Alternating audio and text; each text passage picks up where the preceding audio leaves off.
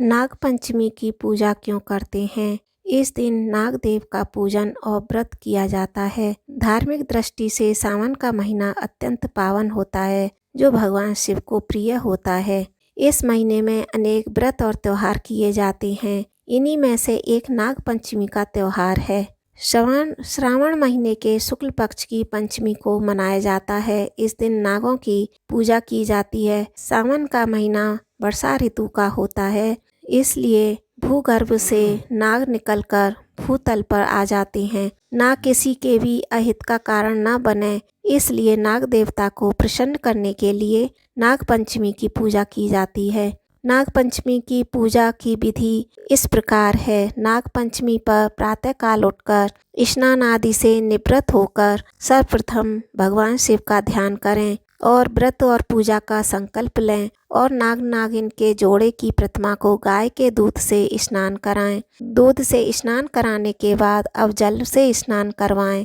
स्नान करवाने के पश्चात नाग नागिन की प्रतिमा का गंध, पुष्प, धूप और दीपक से पूजन करें। इसके उपरांत नाग नागिन की प्रतिमा को हल्दी, रोली, चावल और फूल भी अर्पित करें। अब घी और चीनी मिला कच्चा दूध चढ़ाएं।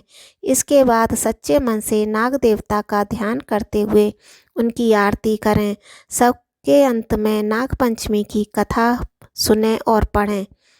नाग पंचमी का दिन नाग देवता का पूजन बड़े सवेरे किया जाता है। शास्त्रों में कहते हैं नाग पंचमी के स्वामी स्वयं नाग देव हैं और इस दिन नागों की पूजा करने से धन और मनोवांछित फल और शक्ति की प्राप्ति होती है। इस दिन नागों को प्रसन्न करने के लिए नागों की पूजा की जाती है और नाग नागिन के जोड़े को दूध से स्नान कराया जाता है। मनुष्य को सांपों के भय से मुक्ति मिलती है और पुण्य की प्राप्ति होती है। 8 नाग देवताओं की पूजा करने का विधान है। पूजा किसी भी व्यक्ति के लिए फलदायी साबित होती है। धन की देवी माता लक्ष्मी की रक्षा नाग देवता ही करते हैं। साथ ही नाग पंचमी के दिन श्रीया, नाग और ब्रह्म अथवा श्री शिवलिंग की पूजा से सभी मनोकामनाएं पूरी होती हैं। सावन के महीने में आराध्य भगवान शंकर को माना जाता है। अमृत नवरत्नों को प्राप्त करने के लिए जब देव और दानवों में समुद्र मंथन किया था, तब संसार के कल्याण के लिए वासुकी नाग ने मथानी की रस्सी के रूप में कार्य किया था। इसलिए नाग जातों की उत्पत्ति हुई। भोलेनाथ के गले में भी नाग देवता वासुकी लिपटे हुए हैं। नागपंचमी के दिन नाग देवता की आराधना करने से भक्तों को उनका आशीर्वाद प्राप्त होता है। इससे जुड़ी हुई कुछ मान्यताएं हैं, जिनसे ब्रह्मा जी के पुत्र ऋषि कश्यप की 4 पत्नियां थीं।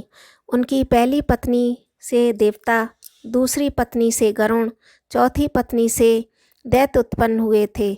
लेकिन उनकी तीसरी पत्नी कद्रू का संबंध नागवंश से था, इसलिए उनके गर्भ से नाग उत्पन्न हुए। सभी नागों में 8 नाग को श्रेष्ठ माना जाता है।